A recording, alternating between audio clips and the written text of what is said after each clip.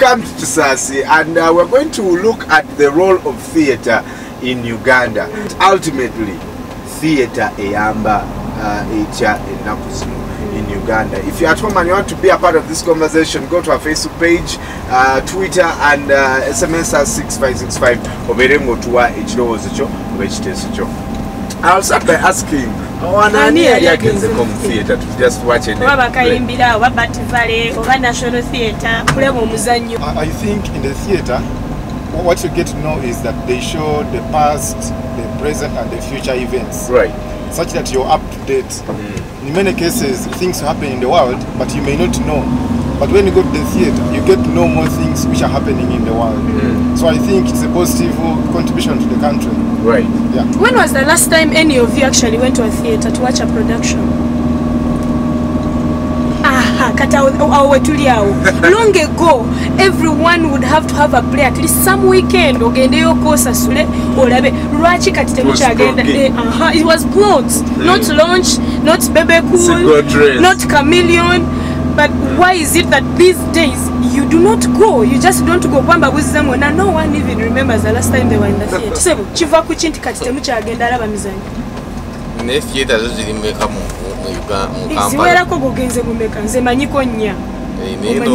Nokuba nti ntono kitegeeza za kulwanira bagende nga bazitambuza mu bitundu bya Kampala byonna wabiriyo theatre then kitegeeza nti abantu bajja kweyongera obungi naye okubeera nga buli mu Kampala center buli awo butono kitegeeza nti abantu batono nyenyera bajja kugenda kati theatre zongezi owuli awali omuzannyi abantu balowooza nti oba kifo ky'abakulu abantu ababulijjo tebasobola kugamba abantu abawansi that National Theatre, la Bonita, umuntu alabanga ati class ndoze genzeko ndoza theatre yani badde tukakone mu class ne bagikolanga abantu ba class nabo balowooza nti yabo class ya wansi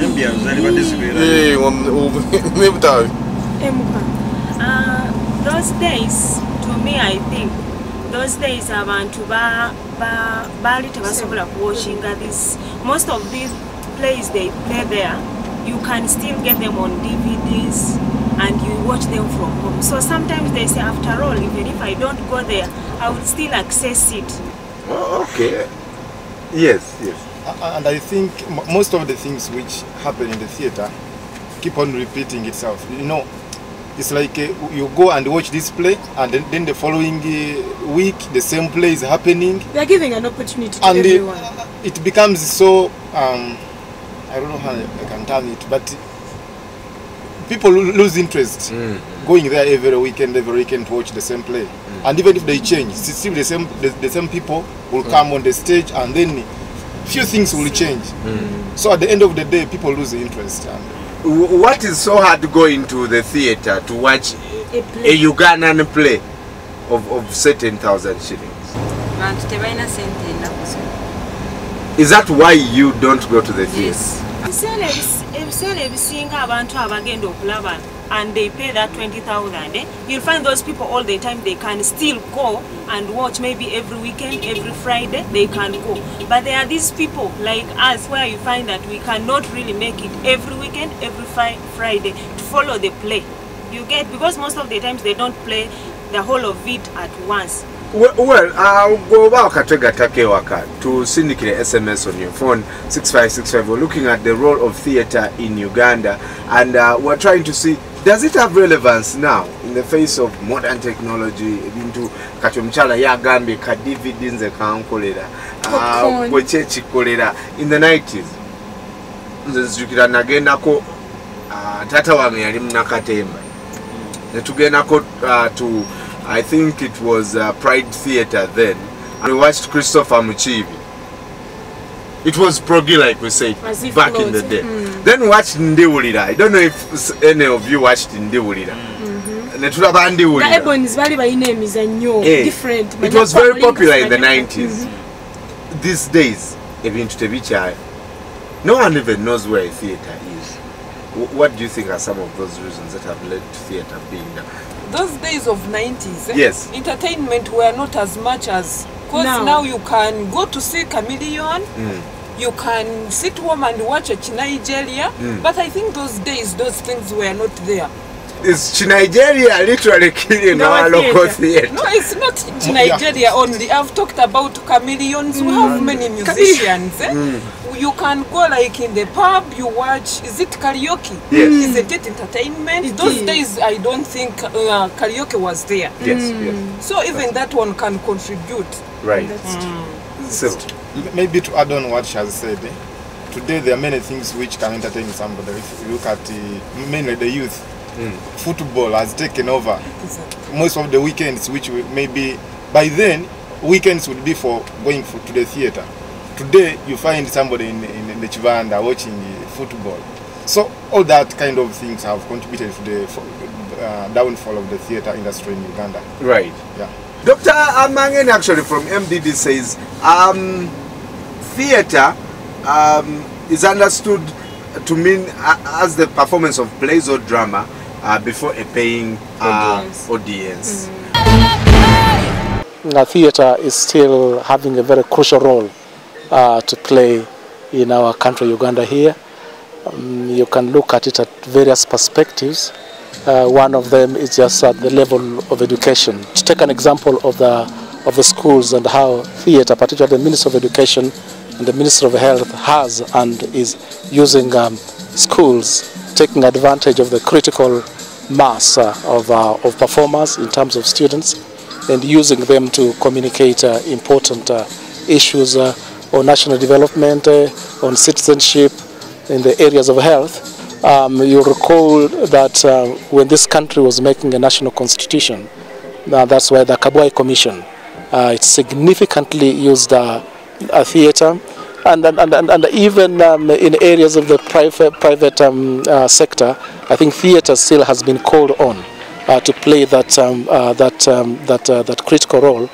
There have been concerns, that the theatre houses are empty. That's not entirely true, because I've also gone into performances where we have had full houses. I think the theatres have tended to expect that the audiences will just move in, but I think the dynamics have changed, and you just need a strategy to get out and get out to that audience. Things just don't happen. People have got now so many options that they have in terms of entertainment, and so I think that's something that the theatre houses will need to address. But I think where there is a good play and you have got a good strategy to reach the audiences, you will always fill the houses. For me, that is my position. Theatre ekomyewo ekintu ekiyina edda.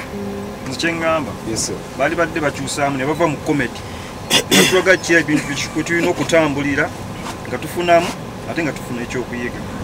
They should be more creative in what they do their things.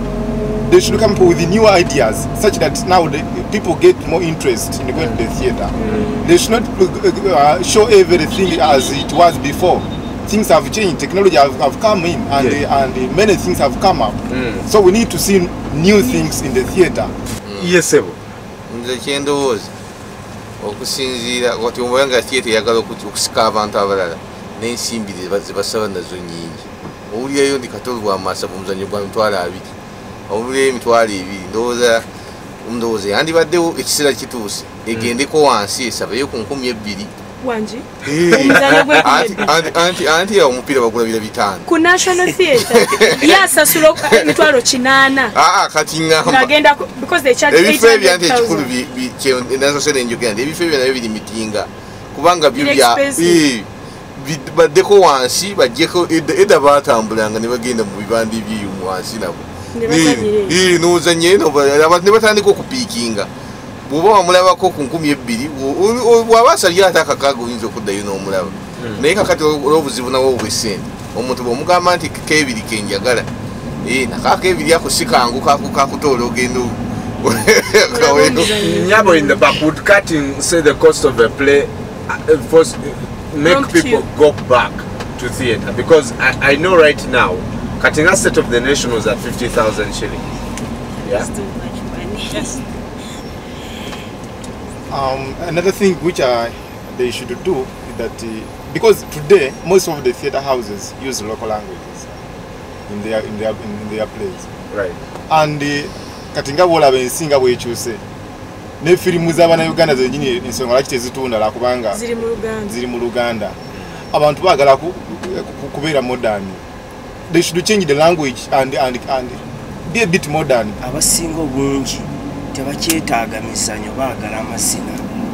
Ensonga lwaki olaba abavubuka oli abeera lasita n'akola ekivuleeri obugundi positi babuteekako abantu bonna ne babeera nga basomako waba tagenze mu kibanga agenda muki mu ndongo ezo mu manya bagamba nti oba zilonshi waliwo nabuno obuntu bukaliyoki olaba kale nze mbuwulira naye nga ze sigendayo